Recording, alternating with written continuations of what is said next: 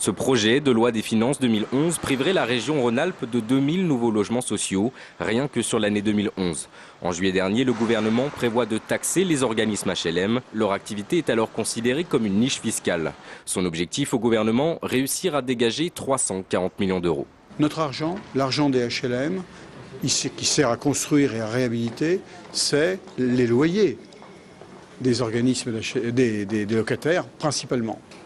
Donc autrement dit, quand l'État nous prélève 340 millions, c'est sur les locataires qu'il prélève. 85 € supplémentaires par an et par logement en moyenne, mais l'État précise que cette contribution sur les loyers locatifs sera payée par les organismes HLM et non par les locataires. La réhabilitation thermique des HLM en accord avec le Grenelle de l'environnement est elle aussi menacée.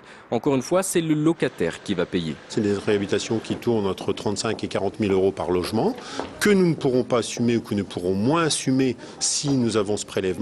Et évidemment, les travaux qui ne sont pas faits aujourd'hui, c'est des dépenses de chauffage des années futures. C'est le locataire qui se retrouve doublement pénalisé. L'État a choisi de taxer le parc locatif public. Étrangement, le secteur privé, lui, échappe à cette taxation. Autrement dit, 96% du parc locatif privé sera exonéré. Aujourd'hui, les bailleurs HLM sont dans l'attente. En effet, le projet sera soumis à la discussion et au vote à l'Assemblée nationale le 8 novembre prochain et ensuite au Sénat le 25 novembre.